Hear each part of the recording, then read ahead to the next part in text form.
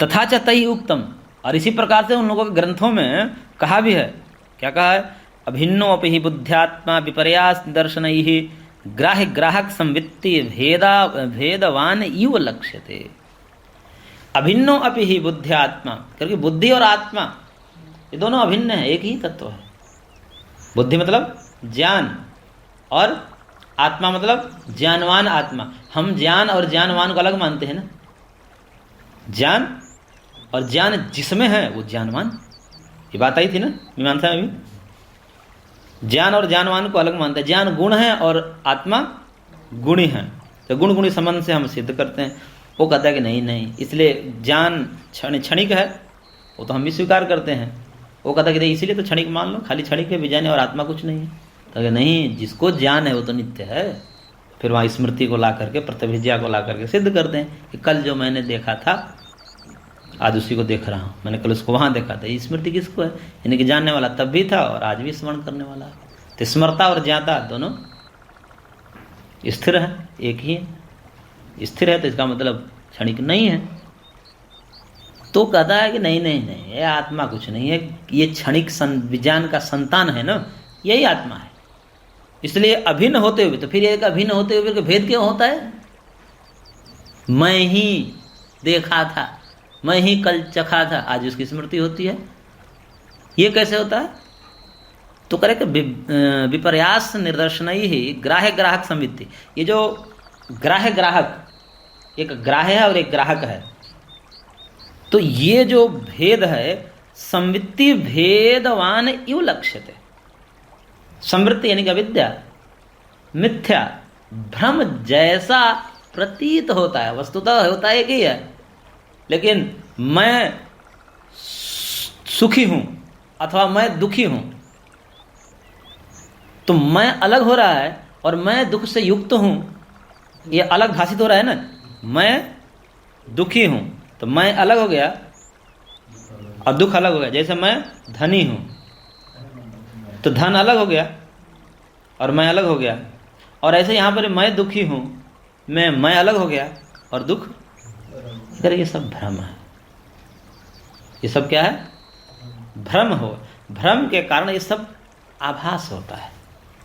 वस्तुतः विज्ञान ही आत्मा है, विज्ञान ही आत्मा है। इति प्रमाणवार्तिक इनका ग्रंथ है, उसमें ये लिखा है।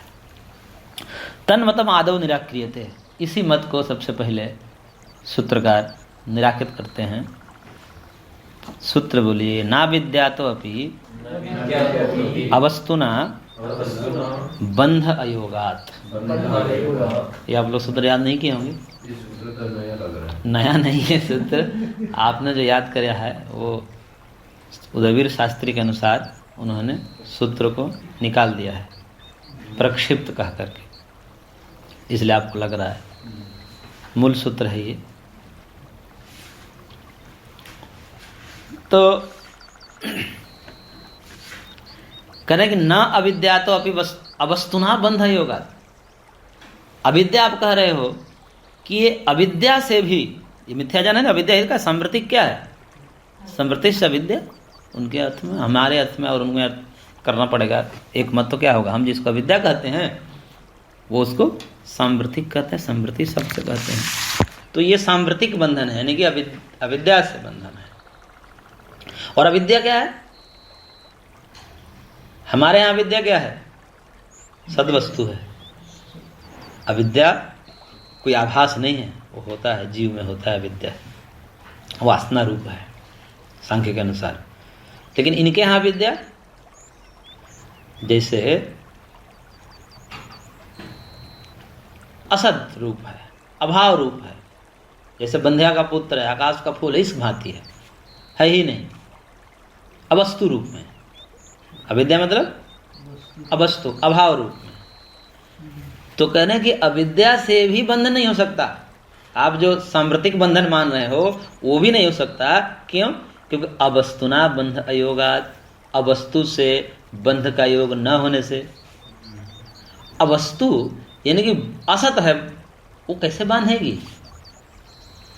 रस्सी की सत्ता ही नहीं है, वो कैसे बांधेगी? रस्सी है ही नहीं इस जगत में तो कैसे बांधेगी? बांधेगी? कल्पित रस्सी बांधेगी? बिल्कुल नहीं बांधेगी। है ही नहीं। बंध्या का पुत्र आपको आकर बांधेगा? नहीं बांधेगा। तो ऐसी अविद्या जिसको आप अभाव रूप कह रहे हैं, अवस्तुभूत कह रहे हो, ऐसे अवस्तुभूता विद्या कैसे बंधन का कारण बनेगी? सद वस्तु हो तब तो चलो कह सकते हो कि भाई बांध देगी, लेकिन असद है, अभाव है, अवस्तु रूप है, ऐसे वस्तु कैसे बांधेगा?